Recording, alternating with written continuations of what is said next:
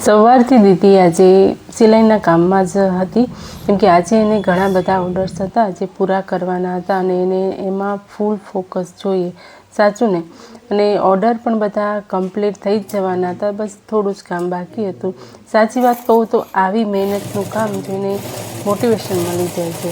સાચું ને?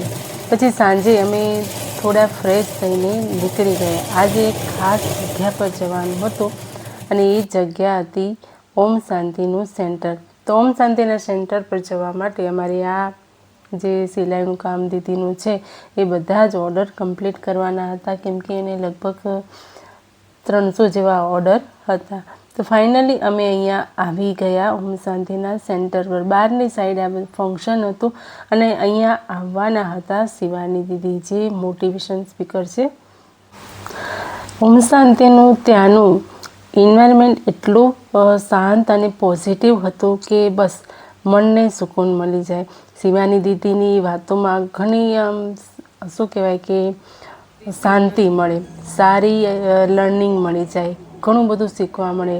લાઈફને સિમ્પલ અને પીસફુલ કેમ બનાવી એ એમની જોડે જ કોઈ શીખે.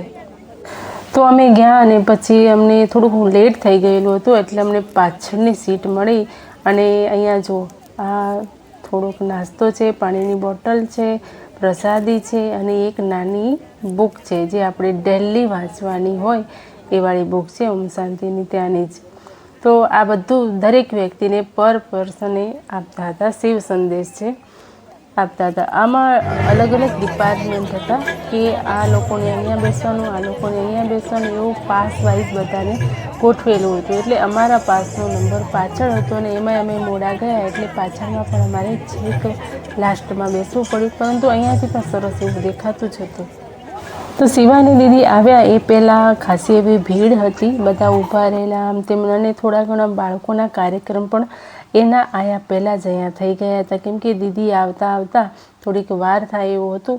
એમનો ટાઈમ હતો સાંજે 6 વાગ્યાનો, પરંતુ એમને ઘણું લેટ થઈ ગયેલું હતું. એટલે અત્યારે વાગી રહ્યા છે 7, પણ હજી દીદી આવ્યા નથી. લગભગ હવે તૈયારીમાં જ છે, ત્યાં સુધી આ બધા કાર્યક્રમ પતી જશે. નાના બાળકોના કાર્યક્રમ ખૂબ જ સુંદર અને એકદમ પીસફુલ માઇન્ડને આપણને ફ્રેશ કરી નાખે એવા કાર્યક્રમ હતા. તો બસ હવે શિવાની દીદી આવી જ ગયા છે અને આ છે લાસ્ટ કાર્યક્રમ બાળકોનો. તો હવે મિત્રો આપણે સાંભળીશું શિવાની દીદીને કે કેવી સ્પીચ આપે છે. મેં તો સાંભળી છે, પણ તમે પણ એનો લાભ ઉઠાવો.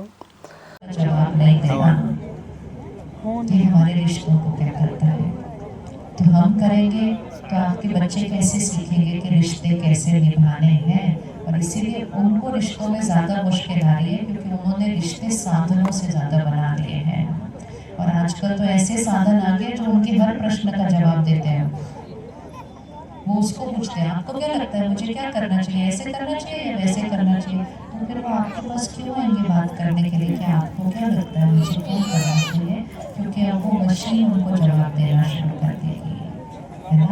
तो इस सब को बदलने के लिए हम थोड़ा सा मेडिटेशन सीख के जब घर में बैठ कर करते हैं ना, तो मेरे घर का वायुमंडल बदल जाता है.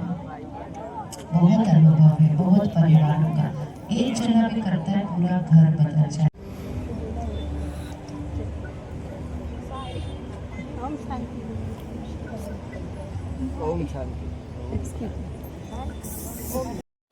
તો શિવાની દીદીનો કાર્યક્રમ પૂરો થઈ ગયો, લાંબો હતો.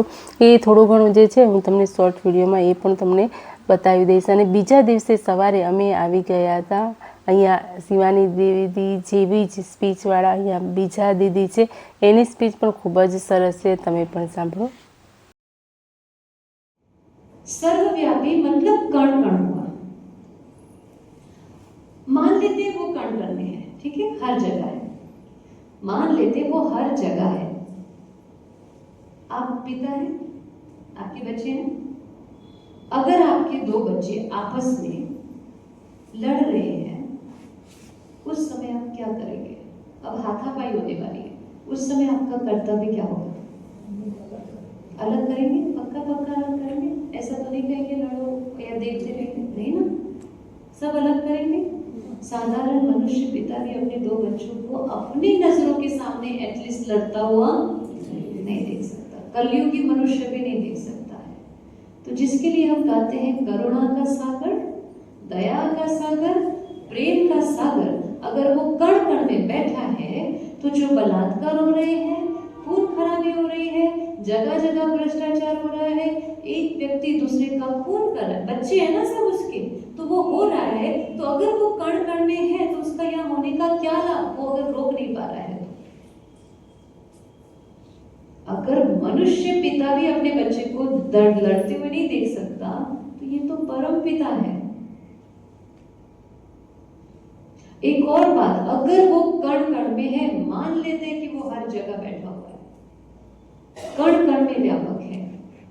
आपके जीवन में जब कोई समस्या आती है, प्रॉब्लम आती है, और जब वो आउट ऑफ कंट्रोल हो जाती है, हमारे हाथ में कुछ नहीं रहा, कोई उससे कुछ नहीं कर सकता, पता है तब हम क्या चीज बोलते हैं?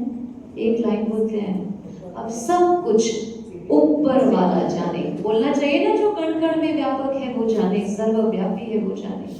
एक शब्द निकलता है, बिकॉज कहीं ना कहीं મિત્રો આજે સમજાણું કે કામ સાથે સાથે મેન્ટલ પીસ પણ એટલું જ ઇમ્પોર્ટન્ટ છે. થોડું ટાઈમ આપણે આપણા માટે પણ લેવું જોઈએ. તો ફ્રેન્ડ્સ, આવો હતો મારો આજનો દિવસ. કામ, મહેનત અને શાંતિનો પરફેક્ટ કોમ્બિનેશન. તમને મારો વ્લોગ ગમ્યો હોય તો લાઇક, શેર અને સબસ્ક્રાઈબ કરવાનું ભૂલશો નહીં. મળીએ નેક્સ્ટ વ્લોગમાં. ત્યાં સુધી બધાને હર હર મહાદેવ.